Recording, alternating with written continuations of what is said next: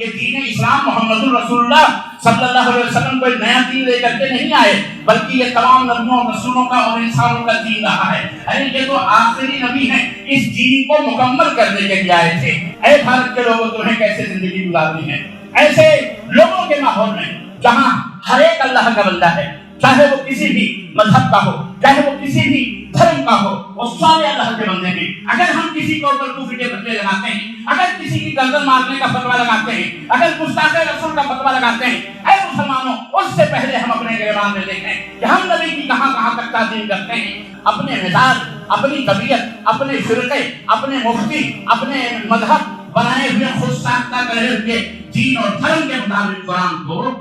سمجھنا حرام ہے، اور نہ ہی قرآن کو سمجھنے کی کسی کو اجازت ہے۔ الحمد لله نحمده ونستعينه ونستغفره ونؤمن به ونتوكل عليه ونعوذ بالله من شرور انفسنا ومن سيئات اعمالنا من يهده الله فلا مضل له ومن يضلل فلا هادي له واشهد ان لا اله الا الله واشهد ان محمدا عبده ورسوله اما بعد فان خير الحديث كتاب الله وخير الهدي هدي محمد صلى الله عليه وسلم وشر الأمور محدثاتها وكل محدثة بدعة وكل بدعة ضلالة وكل ضلالة في النار قال الله تعالى يا أيها الذين آمنوا اتقوا الله حق تقاته ولا تموتن إلا وأنتم مسلمون يا أيها الناس اتقوا ربكم الذي خلقكم من نفس واحدة وخلق منها زوجها وبث منهما رجالا كثيرا ونساء واتقوا الله الذي تساءلون به والارحام ان الله كان عليكم رقيبا يا ايها الذين امنوا اتقوا الله وقولوا قولا سديدا يصلح لكم اعمالكم ويغفر لكم ذنوبكم ومن يطع الله ورسوله فقد فاز فوزا عظيما اللهم صل على محمد وعلى ال محمد كما صليت على ابراهيم وعلى ال ابراهيم انك حميد مجيد اللهم بارك على محمد وعلى ال محمد كما باركت على ابراهيم وعلى ال ابراهيم انك حميد مجيد۔ تمام قسم کی حمد و ثنا کی رعایت اور بڑائی اس اللہ عز و جل کے لیے لائق و زیبا ہے جس نے ہمیں اور آپ کو پیدا فرمایا، اور بے بہا درود و سلام اس ذات مبارکہ مطہرہ پر جن کا نام نامی اس میں گرامی احمد مصطفیٰ محمد مصطفیٰ صلی اللہ علیہ وسلم۔ برادران اسلام، نوجوان دوستوں، بزرگوں اور بھائیوں اور قابل احترام اسلامی ماں اور بہنوں، آج بتاریخ 23 اگست 23 اگست سن 2024 عیسوی کے اس خطبہ جمعہ میں جو مسجد تقویٰ ٹوئی چوکی حیدرآباد کے دینے کی سعادت حاصل کرنے کی اللہ رب العزت نے توفیق عطا فرمائی ہے، آپ حضرات کی خدمت میں اس موضوع پر اس مختصر سے وقت میں قرآن و سنت کی روشنی میں گفتگو کرنے کی اور کچھ گزارشات آپ کی خدمت میں رکھنے کی اور آپ کی سماعتوں کے نظر کرنے کی جو میری کوشش ہے، اس کا موضوع ہے ایمان و عمل کی اہمیت اور اس کی ضرورت۔ عزیزان ملت اسلامیہ، اسلام ہمارا دین ہے جو اللہ تبارک و تعالیٰ کا پسندیدہ دین، اور جب ہم یہ کہتے ہیں کہ یہ ہمارا دین ہے تو اس کا یہ مطلب ہرگز نہیں ہے کہ یہ عبداللہ اور عبدالرحمن ہی کا دین ہے، یہ جوزف یا پنڈت یا برہمن یا کسی اور انسان جو غیر مسلم ہے اس کا دین نہیں ہے، نہیں، بلکہ یہ سب کا دین، ہم سب کا دین ہے۔ مثلا یہ ہندو کا بھی دین ہے، یہ مسلم کا بھی ہمارا دین ہے۔ اللہ تبارک و تعالیٰ کے جتنے بھی بندے ہیں، چاہے وہ یہودی ہوں، چاہے وہ نصارہ ہوں، چاہے وہ ملحد ہوں، چاہے وہ ناستک ہوں، دہریہ ہوں، مومن ہوں، مسلمان ہوں، چھوٹے ہوں، بڑے ہوں، شیخ ہو، سید ہو، ملنا ہو، پٹھان ہو، भंगी हो, छोटी जात के लोग हो, ब्राह्मण हो, बड़ी जात के लोग हो, कोई भी हो, ये दीन इस्लाम सबका दीन है। वो सारे अल्लाह के बंदे हैं और जितने भी अल्लाह के बंदे हैं सबका दीन इस्लाम, क्योंकि अल्लाह तबारक व तआला ही उनका खालिक है, उनका मालिक है। जमीन पे कैसे रहना है, जमीन को कैसे आबाद करना है, जमीन और आसमान के बीच में हवाएं चलती हैं, सूरज का निजाम है, सिस्टम है, चांद का अपना निजाम है, अपना सिस्टम है, हर चीज का, आग और पानी, हर चीज का एक सिस्टम, एक निजाम है जिसे अल्लाह तबारक व तआला ने बनाया। तो हर मखलूक के लिए एक सिस्टम। शेर गोश्त खाता है, घास नहीं खाता। गाय बैल ये घास खाते हैं, ये गोश्त नहीं खाते, ये उनका सिस्टम। ये अल्लाह तबारक व तआला ने उनको उसी तबीयत पर, उसी फितरत पर पैदा करवाया और हर एक के लिए वो खुराक और वो ग़िज़ाएं, वो जमीनें, मछली खुश्क जमीनों पे जिंदगी नहीं गुजार सकती, उसके लिए पानी की जरूरत है। रब्बे ताला ने उसके लिए समंदर बनाए हैं, नदियां बनाई हैं, नहरें बनाए हैं, तालाब तड़िए बनाए हुए हैं, झील बनाए हैं, आकार बनाए हुए। परिंदों के लिए फजा चाहिए जहां वो बगैर किसी रुकावट के वो उड़ सके, प्रवास कर सके। अल्लाह ने उनके लिए फजा भी तैयार करके रखी हुई। दरअसल आप अगर अल्लाह रब्बुल इज्जत के इन तमाम मखलूकात के ऊपर और इनकी जिंदगी गुजारने के सिस्टम पर गौर करेंगे तो आपको हर बात वाज़ेह हो जाएगी कि ये सारे उसी सिस्टम के अधीन हैं, गुलाम हैं और उसी के मुताबिक अपनी जिंदगी गुजार रहे हैं। न शेर घास खाता है और न गाय या बैल गोश्त खाती है। हर एक का अपना निजाम और सिस्टम। ये मैं इसलिए बता रहा हूं कि हम इंसान हैं, हम भी दो पैर के हैवान हैं, दो पैर के जानवर हैं। हमने और जानवरों में फर्क यह है कि वो हैवान नातिक नहीं है, हम हमारे नातिक। हमें शर और खैर समझने, पहचानने, बोलने, बयान करने का मलका हासिल है, तजुर्बा हासिल है। आप लोग थोड़ा आगे आ गए, आप लोग थोड़ा आगे गए, क्योंकि हमारे बाप जगह तो उनको भी बैठने की जगह जज़ाकल्लाह खैर। आ जाओ आगे, आ जाओ आगे, फिर बाद में समय सही कर रही जज़ाकल्लाह। हर चीज अल्लाह तबारक व तआला ने सिस्टम के मुताबिक वो खलकना कुल्ल शैइन बिक़दर। अल्लाह ने फरमाया हमने हर चीज को मिक़दार के हिसाब से बनाया। हर चीज का एक मिक़दार है, एक लिमिट है। हर चीज एक रत्ती के बराबर भी सूरज न पहले निकलता है न बाद में निकलता है। हर चीज का अपना निजाम, अपना सिस्टम। इंसान को भी अल्लाह तबारक व तआला ने उसी हिसाब से पैदा किया। अगर हर इंसान खुद अपने सराबे में गौर करे तो उसे अल्लाह समझ में आ जाएगा कि अल्लाह कौन। अल्लाह की कसम अल्लाह, हर इंसान वो फी अनफुसिकुम अफला तुबसिरून। अल्लाह ने बोला खुद में गौर करो, तुम खुद के सराबे में गौर करो, खुद के सर से लेकर के पैर के अंगूठे तक, कदमे तक गौर करो कि सारे हमारे हुक्म के गुलाम हैं। आप भी हमारे हुक्म के गुलाम हैं, कान भी हमारे हुक्म के गुलाम है, जुबान भी हमारे हुक्म के गुलाम है। हमने जुबान को बोलने के लिए मुकर्रर फरमाया है, चुनांचे वो बोलती ही है। हमने कानों को सुनने के लिए मुकर्रर फरमाया है, उनका निजाम है, उनका सिस्टम है, इसलिए कान सुनने ही के लिए है, आंख देखने के लिए ही है, नाक सूंघने के लिए ही है। कोई भी आंख नाक का काम कर सकती है, कोई भी नाक आंख का काम कर सकती है, कोई भी कान बोलने का काम कर सकता है और कोई भी जुबान कान का काम कर सकती है।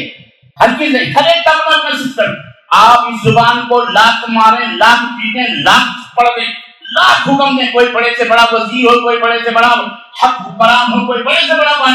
बादशाह हो, कोई बड़े से बड़ा पावरफुल ताकत, सुपर पावर, और जुबान से कहे ऐ जुबान तू मेरी है, मेरे साथ रहती है, जरा सुन के बता दे। ये जुबान उसके हुक्म ताबे रहेगी, इसके हुक्म को तस्लीम करेगी, उसके हुक्म को मानेगी नहीं, ये अपने रब के हुक्म को मानेगी, ये अपने अल्लाह जिसने उसको बनाया है उसी के हुक्म की ताबे।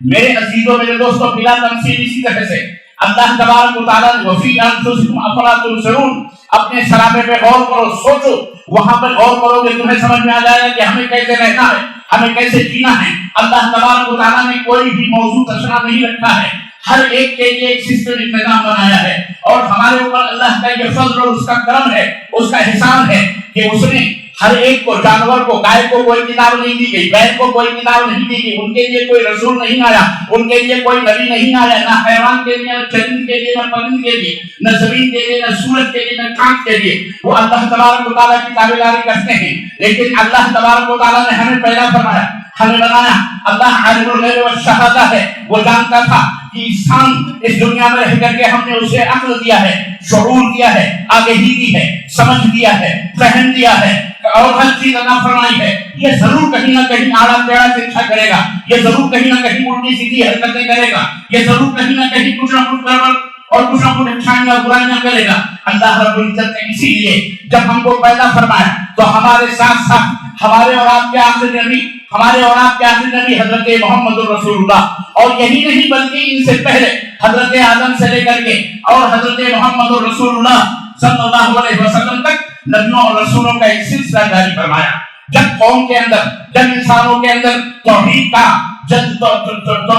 کا وہ سرمایہ ختم ہونے لگا، توحید کی چراغ بجھنے لگے، جب شیطان غالب آیا اور انسانیت کو شرک کی راہوں پہ ڈالنا اس نے شروع کیا، تو اللہ رب العزت نے رسولوں کا سلسلہ جاری فرمایا۔ اور آپ کو پتا ہے سب سے پہلے رسول اس کائنات میں آنے والے جنہیں اللہ رب العزت نے نور اور ہدایت دے کر کے مبعوث فرمایا، حضرت سیدنا نوح علیہ السلام ہیں، جن کی قوم جب شرک کے اندر ڈوبی، جب جن کی قوم بدعت کے اندر ڈوبی، تو اللہ نے ان رسولوں کو اور حضرت سیدنا اور نوح علیہ السلام کو پیدا فرمایا۔ غرض کہنے کا مطلب یہ ہے کہ اللہ تبارک و تعالیٰ کو اپنی مخلوق جس نے اس کو بنایا ہے، صانع کو اپنی بنائی ہوئی چیزوں کے بارے میں زیادہ تجربہ ہوتا ہے۔ جو جس چیز کو بناتا ہے اس کے بارے میں اس کو زیادہ ملکہ ہوتا ہے۔ اس کیمرے کو بنانے والا، آپ کی جیبوں میں موبائل جو موجود ہے، اس کا بنانے والا آپ سے زیادہ علم رکھتا ہے، آپ سے زیادہ جانکاری رکھتا ہے۔ یہ سسٹم کب خراب ہوگا، کیسے خراب ہوگا، خراب ہوا تو یہ بنے گا کیسے۔ اسی طرح سے بلا کسی تمثیل اللہ نے ہم کو بنایا ہے، اللہ کو زیادہ معلوم ہے ہم کیسے صحیح ہو سکتے ہیں، کیسے سدھر سکتے ہیں، کیسے راہ راست پہ آ سکتے ہیں، کیسے شر سے بچ سکتے ہیں، کیسے برائیوں سے بچ سکتے ہیں، کیسے شیطان کے بہکاوے سے ہم دور رہ سکتے ہیں، کیسے اپنی زندگی گزار سکتے ہیں، اللہ کو زیادہ پتا ہے۔ اس لیے اللہ تبارک و تعالیٰ نے اپنے نبی کو نبیوں کا سلسلہ جاری فرمایا، اور آخری نبی اسلام کی وہی تعلیم جو حضرت آدم لے کر کے آئے تھے، جو حضرت نوح علیہ السلام لے کے آئے تھے، جو حضرت عیسیٰ لے کے آئے تھے، جو حضرت یعقوب لے کے آئے تھے، جو حضرت سلیمان لے کے آئے تھے، جو حضرت داؤد لے کے آئے تھے، جو حضرت یوسف علیہ السلام لے کے آئے تھے، حضرت عیسیٰ علیہ السلام، حضرت موسیٰ علیہ السلام، یہ سارے اسلام ہی کا دین اسلام ہی لے کر کے آئے تھے۔ ان سب کا دین جب سے یہ کائنات بنی ہے، جب سے یہ سورج اور چاند بنائے گئے ہیں، جب سے انسان کی تخلیق ہوئی ہے، یہ سب کا دین اسلام تھا۔ سب کا دین کیا تھا؟ بولو، دین اسلام تھا۔ یہ دین اسلام محمد رسول اللہ صلی اللہ علیہ وسلم کوئی نیا دین لے کر کے نہیں آئے، بلکہ یہ تمام نبیوں رسولوں کا اور انسانوں کا دین رہا ہے۔ یہ تو آخری نبی ہیں، اس دین کو مکمل کرنے کے لیے آئے تھے، اس دین کی تکمیل کے لیے آئے تھے، اس دین کو کامل شکل دینے کے لیے اللہ تبارک و تعالیٰ نے حضرت محمد رسول اللہ صلی اللہ علیہ وسلم کو مبعوث فرمایا تھا۔ اور اسی وجہ سے یہ دین اللہ تبارک و تعالیٰ نے اپنے آخری نبی حضرت محمد رسول اللہ صلی اللہ علیہ وسلم کے ہاتھ پر مکمل کرتے ہوئے ارشاد فرمایا، اليوم اکملت لکم دینکم واتممت علیکم نعمتی ورضیت لکم الاسلام دینا۔ اے کائنات کے لوگوں، اے دنیا کے لوگوں، ہم نے آج کے دن تمہارے دین کو مکمل کر دیا ہے، یعنی دین اسلام۔ ورضیت لکم الاسلام واتممت علیکم نعمتی، اور جو میری سب سے بڑی نعمت اسلام ہے میں نے اسے مکمل کر دیا، پورا کر دیا ہے۔ ورضیت لکم الاسلام دینا، اور میں نے تمہیں اپنا دین اسلام تمہارے لیے مقرر کیا ہے، پسند کیا ہے کہ تمہیں اگر زندگی گزارنا ہے، تمہیں اگر میری خوشنودی حاصل کرنا ہے، تمہیں اگر میرے قید و غضب سے بچنا ہے، تمہیں اگر میرے عذاب اور میری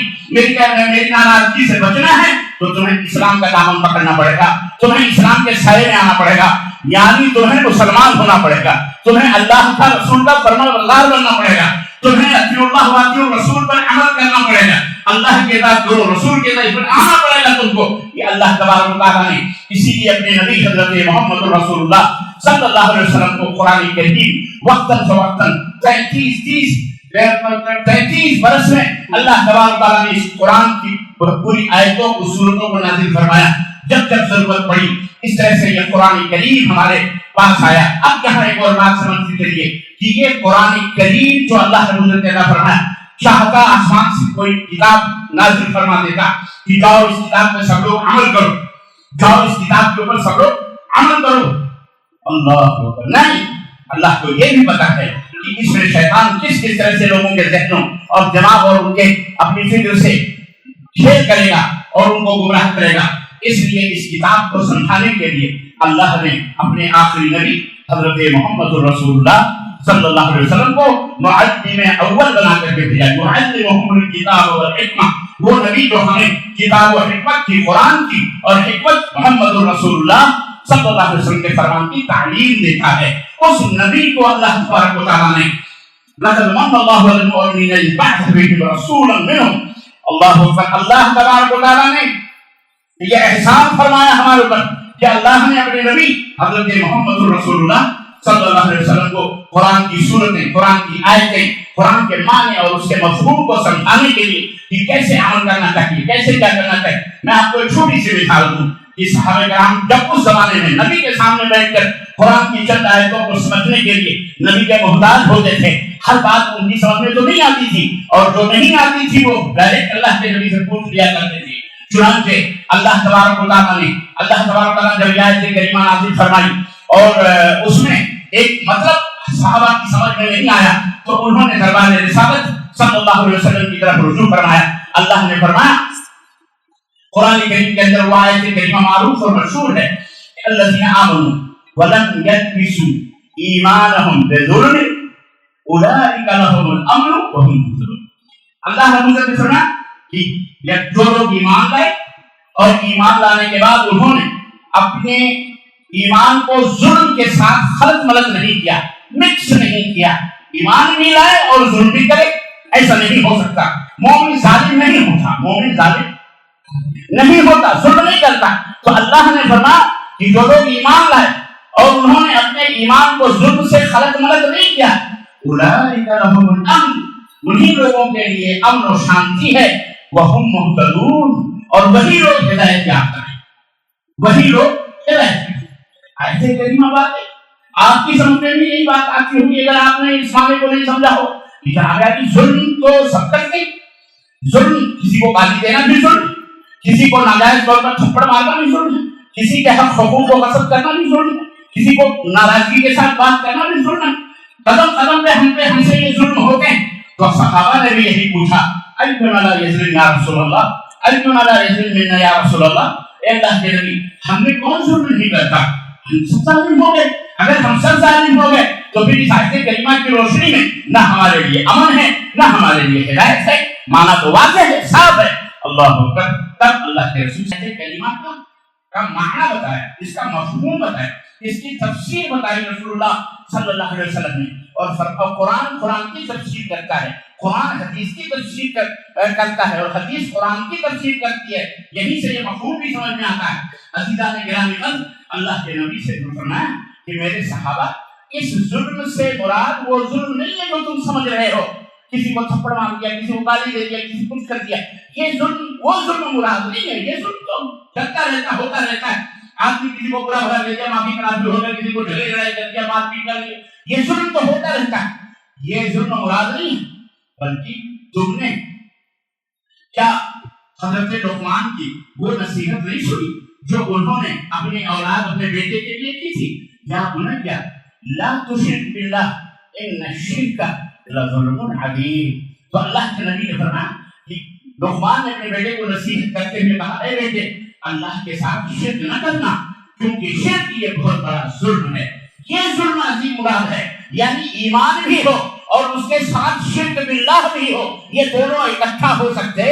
या तो मोमिन रहेगा या तो मुशरिक रहेगा, या तो ईमान रहेगा और या तो बेईमानी रहेगी। शिर्क बेईमानी है, शिर्क बहुत बड़ा जुल्म है, शिर्क बहुत बड़ा गुनाह है। शिर्क चोरी, चमारी, कत्ल, गुनाह, हर गुनाह से भी बड़ा गुनाह शिर्क बिल्लाह है। तो ये गुनाह मुराद है। अब आप बताएं, अगर ये माना अल्लाह के नबी ने न बताया होगा तो ये कितनी बड़ी मायूसी की बात थी, ख़ुरूजियत की बात थी हर कलमा पढ़ने वाले के लिए। और हर कोई एतराज कर सकता था, अरे क्या फायदा तुम्हारे ईमान लाने से, तुम क्यों गाली दिए तो बेईमान हो जाओगे, تمہارے لیے نہ عمل ہوگا، نہ تم صراط مستقیم پہ ہوگے، نہ تم ہدایت پہ ہوگے۔ لیکن قرآن کو اللہ کے نبی کے ذریعے سمجھنا ہے۔ یہاں سے ہمیں یہ درس ملتا ہے کہ ہر ایک کو قرآن پڑھنا تو ہے، سمجھنا تو ہے، لیکن اپنے مزاج اور اپنی طبیعتوں کے مطابق نہیں سمجھنا ہے، بلکہ معلم اول، مفسر اول، معلم اعظم، مفسر اعظم، امام اعظم حضرت حکیم الامت حضرت سیدنا محمد رسول اللہ صلی اللہ علیہ وسلم ہیں، وہ ہمیں بتائیں گے۔ اس لیے آنے قیامت تک آنے والے انسانوں کے لیے، چاہے وہ کتنے بڑے علامہ بن جائیں، چاہے وہ کتنے بڑے محدث بن جائیں، چاہے وہ کتنے بڑے آسمانوں میں سب مسلح بٹھا کے اڑنے والے بن جائیں، ان کے لیے ضروری ہے کہ وہ قرآن کو اس طرح سمجھیں جس طرح رسول اللہ صلی اللہ علیہ وسلم نے سمجھایا۔ اپنے مزاج، اپنی طبیعت، اپنے فرقے، اپنے مفتی، اپنے مذہب بنائے ہوئے خود ساختہ کرے ہوئے دین اور دھرم کے مطابق قرآن کو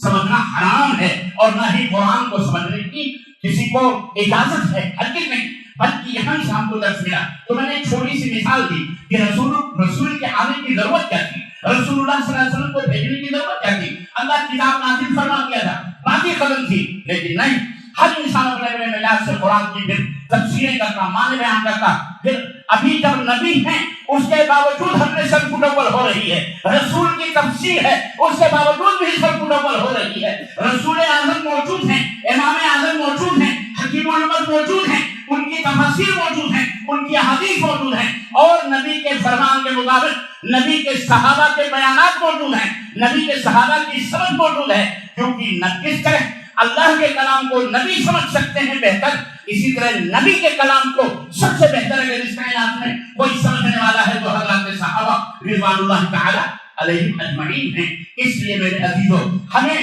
جہاں نبی کی اطاعت کرنی ہے وہی قرآن کو سمجھنے کے لیے صحابہ، نبی کریم اور صحابہ کی بھی ضرورت پڑے گی۔ یہ بھی ہماری سمجھ میں آتا ہے، اس کی بھی کئی ایک مثالیں ہیں۔ ایک خاتون پہنچی حضرت ابو ہریرہ رضی اللہ تعالیٰ عنہ ایک حدیث کے بارے میں بیان کرتے تھے کہ خوشبو لگا کر کے بازاروں میں یا کہیں بھی نکلنے والی عورت زانیہ کے اس میں آتی، زانیہ کی فہرست میں آتی۔ زانیہ کہلاتی ہے جو عورت خوشبو مار کر، سینٹ مار کر بازاروں میں گھر سے باہر نکلے۔ ہاں، گھر میں استعمال کر سکتی ہے عورت اپنے شوہر کے لیے، اپنے مرد کے لیے، وہ گھر میں خوشبو استعمال کر سکتی ہے، لیکن گھر سے باہر گھومنے۔ یہ اس عورت نے کہا کہ ابو ہریرہ تم اس کو حرام کہتے ہو، ہم نے تو بسم اللہ کی بیس سے لے کر کے اور والناس کی سین تک وہ مکمل قرآن پڑھ ڈالا، نہیں تو کہیں اللہ تعالیٰ نے قرآن میں منع نہیں فرمایا ہے خوشبو استعمال کرنے سے، یا جس سے تم کہہ رہے ہو کہ حرام، اس میں تو کہیں نہیں لکھا ہے حرام، کہاں لکھا ہے؟ حضرت ابو ہریرہ نے کہا لکھا ہے، کہاں لکھا ہے؟ کہاں لکھا ہے کہ خوشبو لگانا؟ حضرت ابو ہریرہ نے کہا کہ میری بہن، کیا تم نے اللہ کا یہ فرمان نہیں سنا؟ وَمَا آتَاكُمُ الرَّسُولُ فَخُذُوهُ وَمَا نَهَاكُمْ عَنْهُ فَانْتَهُوا۔ رسول کس بات کا تمہیں حکم دے اسے پکڑ لو، اسے لے لو، اور رسول کس بات سے منع کرے اسے ہٹاؤ۔ یہ ہے، ہاں بولے یہ تو ہے، تو کہنے لگے یہی آیت کریمہ نبی نے خوشبو عورت کے لیے باہر لگا کر باہر نکلنے سے منع فرمایا ہے۔ قرآن کا یہ حکم بھی ہے کہ تم نبی کی مانو، تو نبی نے تو فرما دیا ہے، اس لیے یہ قرآن کا حکم۔ صحابہ اس طرح سے سنت رسول کو سمجھتے تھے۔ عزیزان گرامی قدر، اے میرے مسلمان بھائیوں، اے میری دنیا کے مسلمانوں جہاں بھی میری آواز جا رہی، ہم آپ کو ایک میسج دینا چاہتے ہیں، پیغام دینا چاہتے ہیں۔ یہی منہج ہے اہل حق کا، یہی منہج ہے اہل السنہ والجماعہ کا، یہی منہج ہے تمام مومنین کا، تمام مہتدین کا، تمام متقین کا، تمام صحابہ کا، تمام ائمہ کا، تمام محدثین کا، تمام بزرگان دین کا، سب کا یہی منہج ہے، یہی راستہ ہے کہ قرآن کو ہمیں سمجھنا ہے رسول کے مزاج سے، اور حدیث کو سمجھنا، حدیث اور قرآن کو سمجھنا صحابہ کرام کے مزاج سے۔ صحابہ نے، کیونکہ وہ ربیع اول میں، وہ قافلے اول میں، وہ نبی نے ان کو منتخب کرا ہے۔ قیامت تک آنے والی روحوں میں جو پاکیزہ اور بہترین روحیں تھیں، سمجھدار تھیں، اللہ تبارک تعالیٰ نے ان کو منتخب فرمایا اور ان کے ذریعے سے قرآن کو ہم تک پہنچایا۔ اللہ اکبر، ان کو منتخب فرما کر نبی کے لیے مقرر فرمایا کہ نبی کے وہ شاگرد بنے، نبی کے وہ دوست بنے، نبی کے جھنڈے کے نیچے جہاد کی سبیل اللہ کریں، نبی کے جھنڈے کے نیچے اپنی گردنوں کو کٹوائیں، نبی کے اوپر اپنے جان کو، اپنے مال کو سب کچھ قربان کریں اپنے دین کے لیے۔ تو عزیزان مسلمان، کتنی مقدس جماعت ہے، اس لیے یہ ہمارا منہج ہے اور یہی اہل الحدیث کا طریقہ ہے. اہل الحدیث و سنہ کا بھی منہج ہے کہ قرآن اور حدیث کو اس طرح سمجھو جس طرح نبی نے سمجھایا ہے اور جس طرح نبی نے اپنے صحابہ رضوان اللہ علیہم اجمعین کو سمجھایا ہے. یہ ہے تو عزیزان گرامی، میں عرض یہ کر رہا تھا کہ ہمیں اللہ تبارک و تعالیٰ نے یتیم بنا کر کے نہیں رکھا کہ ہم ہر کسی کے پیچھے کوا کان لیے جا رہا ہے تو کوے کے پیچھے دوڑیں. نہیں، سب سے پہلے اپنا کام دیکھو. ہر ایک کے فتوے نہیں کر سکتے، ہر ایک کے مسئلے نہیں کر سکتے. خیر، تو اب زندگی گزارنے کا سلیقہ اور زندگی گزارنے کا جو طریقہ ہے وہ اللہ تبارک و تعالیٰ نے ہمیں عطا فرمایا اور یہ حکم دیا قرآن کریم کے اندر. اطیعوا اللہ، اللہ رب العزت نے فرمایا قل، اے میرے حبیب کہہ دو اطیعوا اللہ واطیعوا الرسول. اے میرے نبی تمام کائنات کے لوگوں سے کہہ دو اللہ کی اطاعت کرو اور رسول کی اطاعت. یہاں بھی اطاعت، اللہ کی اطاعت کرو. مطلب کیا ہے؟ مطلب یہ ہے کہ جس طرح اللہ کے نبی اللہ کے فرمان کے اوپر عمل کر رہے ہیں، تمہیں بھی اسی طرح سے نبی کے فرمان کے اوپر عمل کرنا. یہ حکم ہے. جس طرح اللہ کی اطاعت فرض ہے اس طرح رسول اللہ صلی اللہ علیہ وسلم کی اطاعت فرض. بلکہ اللہ رب العزت نے آپ کا منصب، آپ کا مقام یہاں تک بیان فرمایا. کیوں؟ قرآن کریم کے ذکر میں اللہ رب العزت فرمایا من اطاع الرسول فقد اطاع. یہی نہیں، میں نے تو ان کو اتنا پاور دیا ہوا ہے، اپنے نبی کو ہم نے وہ رتبہ عطا فرمایا، اپنے نبی کو وہ مقام عطا فرمایا ہے کہ من یطع الرسول، جو رسول کی اطاعت کر لے وہ در حقیقت اللہ کا فرمانبردار ہو جاتا ہے. اللہ کی اطاعت کے برابر ہے، اللہ کے فرمانبرداری کے برابر. یہ منصب رسالت ہے. اس لیے اللہ رب العزت نے فرمایا اللہ کی اطاعت کرو اور رسول کی اطاعت کرو. یہ سورہ نور کی آیت جا کر کے پڑھنا اپنے گھر پہ. 54 نمبر کی آیت ہے اور اس کے بعد 55 نمبر کی آیت ہے، اس کے بعد 56 نمبر کی آیت ہے. تینوں آیتیں ایک کے بعد دیگرے اتنی عظیم ہیں کہ اگر آپ ان کا مطالعہ کریں، میں آپ لوگوں سے درخواست کروں گا کہ جا کے گھر میں اس کی تفسیر پڑھنا، اس کو کھول کے پڑھنا. انشاءاللہ تبارک و تعالیٰ انہی 3 آیتوں کو اگر غور سے آپ نے پڑھ لیا، رب ذوالجلال کی قسم ہے زندگی گزارنے کا سلیقہ آ جائے گا، زندگی گزارنے کا طریقہ آ جائے گا، صراط مستقیم مل جائے گا، اللہ کی رضا مل جائے گی اگر اس کے مطابق عمل کرو. یہاں ایک بات اور بھی میں آپ کو بتانا چاہوں تاکہ میرے پاس ٹائم نہیں کہ ایمان جس طرح سے ہمارا ہے کہ اللہ اور اس کے رسول کے اوپر ایمان لاؤ کے ادا کرو، اسی طرح سے عمل اس کے ساتھ ساتھ ہونا چاہیے. یہ بات یاد رکھو. قرآن کریم میں تقریباً 40 سے زیادہ صورتیں، 40 سے زیادہ صورتیں اور تقریباً 71 یعنی 71 سے زیادہ آیتیں ہیں جن میں اللہ رب العزت نے مختلف انداز سے، مختلف صیغوں سے، مختلف اسلوب سے، مختلف طریقے سے 71 آیتیں مختلف صورتوں کی ہیں جن میں اللہ عز و جل نے ایمان کے ساتھ عمل کا تذکرہ فرمایا ہے. میرے پاس وقت نہیں ہے کہ میں آپ کی خدمت میں وہ پوری تفصیلات رکھوں، اور اس کے لیے ایک الگ محاضرہ، ایک الگ لیکچر چاہیے. لیکن یہ بات آپ عقل مندوں کے لیے، اہل فہم ہیں، اہل دانش ہیں، الحمدللہ آپ کی سمجھ میں آ جانی چاہیے کہ صرف اس دنیا میں، کم از کم اس دنیا میں اس ایمان کا کوئی فائدہ نہیں جس ایمان کے مطابق اس کا عمل کر حقیقت ایمان کا مذہب.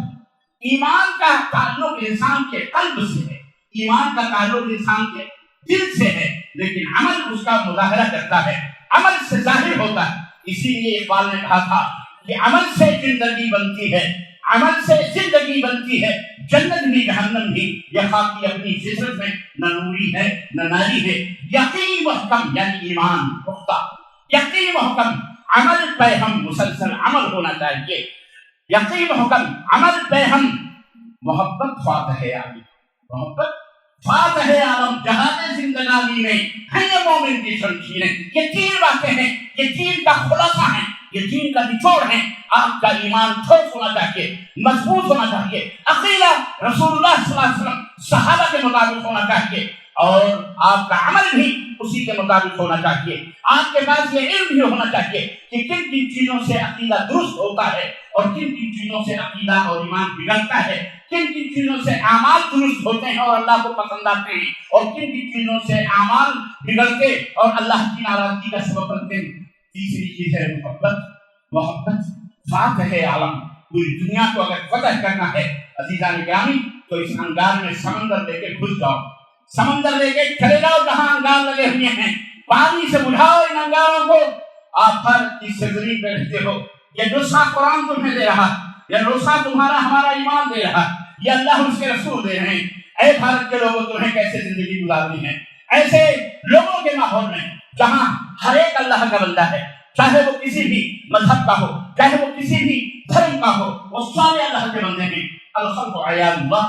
ساری مخلوق اللہ کے عیال ہیں. اس لیے ہر ایک سے محبت کرتے ہوئے ان کے پاس اس پیغام کو پہنچاؤ. ہو سکتا ہے کہ وہ بندہ اسلام سے ناآشنا ہو اس لیے وہ گالی دے رہا ہے, ہو سکتا ہے رسول رحمت صلی اللہ علیہ وسلم کی سیرت طیبہ ہم نے اس تک نہیں پہنچائی, اس پہ ناراض ہونے سے پہلے, اس پہ فتویٰ لگانے سے پہلے ہمیں اپنے کردار کو دیکھنا چاہیے, ہمیں اپنے گریبان کو ڈھانکنا چاہیے کہ ہم کہاں کھڑے ہوئے ہیں. اگر ہم کسی کے اوپر کفر کے فتوے لگاتے ہیں, اگر کسی کی گردن مارنے کا فتویٰ لگاتے ہیں, اگر گستاخ رسول کا فتویٰ لگاتے ہیں, اے مسلمانوں اس سے پہلے ہم اپنے گریبان میں دیکھیں کہ ہم نبی کی کہاں کہاں تک تعظیم کرتے ہیں, ہم نبی کے فرمان کی کہاں کہاں تک تقریر کرتے ہیں. ہمارا سود ہم کھاتے ہیں, چوری ہم کرتے ہیں, بدکاری ہم کرتے ہیں, شادی اور بیاہ پہ ناجائز طور پر اخراجات ہم کرتے ہیں, دکھاوے ہم کرتے ہیں, ریاکاری ہم کرتے ہیں, قتل ہم کرتے ہیں, مرڈر ہم کرتے ہیں, ایک دوسرے کے گھروں پہ ناجائز قبضے ہم کرتے ہیں, ہمارے رہبران کرتے ہیں,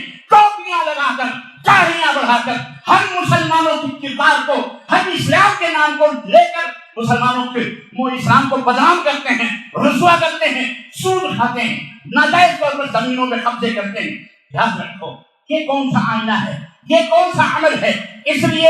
اگر ایمان درست ہے لیکن عمل درست نہیں ہے تو یہ ایمان تمہارا کیا ہے, اس ایمان کا کوئی فائدہ دنیا آخرت میں. گناہ جو ہوں گے وہ تو ہمارا عقیدہ ہے کہ جس کو چاہے اللہ معاف کرے اور جس کو چاہے اللہ جنت میں اس کے ذمہ دار کی, وہ اللہ کی مرضی. لیکن دنیاوی حد تک تو کم از کم اتنا ہے کہ اگر تم نے ایمان سے عمل کو جدا کیا, ایمان لائے لیکن عمل نہ کیا, تو پھر اس کا کوئی فائدہ, کوئی نفع آپ کو نہیں ملے گا دنیا میں. اور اگر عمل صالح کیا, اچھے عمل کیا, لیکن ایمان درست نہیں ہے تو بھی اس کا کوئی فائدہ. داڑھیاں 2-2 میٹر کی بڑھا لو, نماز کے گھٹوں سے اپنے پیشانیوں کو کالا کر لو, مسجدیں ایک نہیں ہزاروں بنا لو, خانہ کعبہ میں جا کے مرو, اگر ایمان اگر درست نہیں ہے تو اس خیر کا, اس عمل کا کوئی فائدہ بولو نہیں. یہ کون بتائے گا دنیا, یہ کون بتائے گا بھارت کے مسلمانوں کو. میں یہیں پر لوگ مجھ سے جڑتے ہیں جب میں مولویوں کو خطاب کرتا ہوں, جب میں مذہب کے نام پر ڈاکوؤں اور لٹیروں کو خطاب کرتا ہوں, جب فرقہ بندی کے نام پر امت کو جہنم کی راہوں پر لے جانے والوں کو خطاب کرتا ہوں, یہیں پر لوگوں کو مرچ لگتی ہے, یہیں پر لوگوں کو چندراہٹ ہوتی ہے. یہ ان کی زبان تیز ہے, تیز بے شک, یقیناً ہونا بھی چاہیے. اللہ کا یہ فرمان ہے, اور اللہ نے فرمان قرآن کریم میں محمد رسول اللہ صلی اللہ علیہ وسلم والذین معہ, اور جو ان کے ساتھی ہیں, اشداء علی الکفار رحماء بینہم, وہ اپنوں کے لیے نرم ہیں لیکن کافر و مشرک کے لیے گرم ہیں. یاد رکھو کوئی بھی باغیرت مومن اپنی بیوی کے بسترے پر خیر مرد کو سونا تو بڑی دور کی بات ہوئی, بیٹھے ہوئے دیکھنا بھی گوارا. اور تم اللہ کے ساتھ تم ولی بنا بنا کر اپنے خود ساختہ, چاہے کتے سا ہو یا بلی سا, ہر ایک کے گھوڑے سا فلانے سا لگا کر تم اس کو چاٹو, اس کو چومو, وہاں نظر و نیاز چڑھاؤ اپنے ہاتھوں سے, اور تم کہو کہ ہمیں اللہ نماز کے اللہ خوش ہو اور ہم خوش رہیں تمہارے ساتھ. برتن چلی ہے لیکن شرک کو دیکھنا اور کرنا گوارا اللہ تعالیٰ اللہ کے نبی نے اسی لیے اپنے ساتھی حضرت معاذ کو حکم دیا یا معاذ یہ عمل ایمان تو معاذ بن جبل کا تو صحیح تھا بولو صحیح تھا کہ صحابی رسول مسجد قبلتین کے امام تھے اللہ اکبر مسجد قبلتین کے امام ایک صحابی پہنچے اللہ کے نبی مغرب میں سورہ بقرہ پڑھا رہے تھے مغرب میں سورہ بقرہ اماموں سنو ذرا نماز کو دیکھ بھال کے بھائی لوگ بیچارے مریض بھی بیٹھے ہیں کرسیاں لگی ہوئی ہیں چاول کے اللہ ان کی کرسیاں کو چھڑوائے انہیں سجدے کاملہ آگے کا فرمائے عزیزان محترم اماموں سنو لمبی لمبی صورتیں خود پڑھ دیا کرو آپ لیکن نماز ہلکی پڑھاؤ کیونکہ اس سے بیمار بھی ضرورت مند نہیں حاجت مند نہیں معاذ بن جبل سورہ بقرہ پڑھا حضرت نبی کریم نے معاذ بن جبل کو بلوایا آئے کہنے لگے افتان یا معاذ فتنہ پھیلاتے ہو اللہ کہا معاذ فتنہ پھیلاتے ہو اللہ کے نبی نہیں اور فتنہ ہاں مغرب میں سورہ فاتحہ کے سورہ بقرہ کی چاہیے ہوگی آئندہ نماز ہلکی پڑھ تمہیں بیمار بھی مریض بھی ضرورت مند بھی بازار ہے ہلکی پڑھ ٹھیک ہے ہلکی کا مطلب یہ نہیں ہے کپڑے کی چوک ٹکا ٹک ٹکا ٹک ٹکا ٹک نہ رکوع سجدہ رکوع سجدہ اس کا مطلب ہلکی نہیں یعنی اس کے جو ارکان ہیں سکون اور اطمینان کے ساتھ پڑھا کرو سورت مختصر پڑھو تو اللہ یہ معاذ بن جبل ہیں رضی اللہ تعالی جو نبی نے جنہیں گورنر بنا کر کے یمن کے اندر بھیجا تھا ارے بڑے واقعات میں لوگ ٹائم نہیں ہے انہوں نے آپ کو بتایا 5 منٹ زیادہ ہو رہے ہیں میں بات نہیں ختم کر رہا ہوں حضرت معاذ بن جبل سے اللہ کے نبی نے فرمایا یا معاذ لا تشرک باللہ وَإِن قُتِلْتَ او فرغت معاذ تیرے ٹکڑے ٹکڑے کر دیے گا کثرت الالفاظ تدل علی کثرت المعانی عربی کا ایک اصول ہے کہ جن الفاظ میں زیادتی ہوتی ہے ان کے معنوں میں بھی اتنی زیادتی ہوتی ہے قتل یقتل قتل کرنا لیکن قتل یقتل زیادہ ہے اس لیے اس کا معنی زیادہ ہوگا وَإِن قُتِلْتَ اگر تیرے ٹکڑے ٹکڑے کر دیے گئے پیسز کر دیے گئے تیرے او حرقت یا تجھے جلا کے راکھ کر دیا جائے اللہ کے ساتھ قتل ہو جانا گوارا کر لینا شرک اللہ جل جانا گوارا کرنا لیکن اللہ کے ساتھ کبھی کسی کو شریک یا اوس یا خواجہ یا فلانا یا علی یا غیر اللہ یہ شرک باللہ ہے اگر یہ شرک نہیں ہے یہ شرک نہیں تو جے جیکار کرنا اپنے خداؤں کا یہ بھی شرک بولو اللہ ہمیں اور آپ کو ایمان اور عمل کی سلامتی کے ساتھ اپنے دیش اور اپنے وطن میں رہنے کی عزت و آبرو کے ساتھ توفیق عطا فرمائے یہ قصہ لطیف اور بینا تمام ہے جو کچھ بیان ہوا ہے وہ آغاز بات تھا اللہ نے موقع دیا پھر کبھی انشاءاللہ اس موضوع پر تفصیل گفتگو ہوگی لیکن عزیزان محترم اللہ ہم سب کو اپنے ملک میں عزت و احترام کے ساتھ رہنے سکون و اطمینان کے ساتھ یہاں کے رولز ریگولیشن قوانین کو جہاں تک اسلام اجازت دیتا ہے عمل کرنے کی توفیق عطا فرمائے اپنے علماء سے جڑ کر رہنے کی توفیق عطا فرمائے ان فتنوں کی آندھیوں سے بچ کر اپنے مسجدوں اور اپنے ائمہ جو علماء ہیں ان سے تفتیش معلومات کر کے ان سے علم حاصل کرنے کی توفیق عطا فرمائے ہماری اولاد ہمارے کالج مسجد میں بہن دیکھنے کو پڑھ رہی اللہ سب کی حفاظت فرمائے ہمارے ماں بہنوں کی عزت و آبرو کی حفاظت فرمائے اللہ ہمیں دین کی خدمت کرنے کی توفیق عطا فرمائے اور اللہ ہمیں دین کا سپاہی اور دین اسلام اور اپنے وطن کا سپاہی اور اپنے وطن کا اپنے دین کا محافظ بنائے آمین یا رب العالمین بارک اللہ لنا ولکم فی القرآن العظیم ونفعني وإياكم بالآيات والذكر الحكيم من قال جواد كريم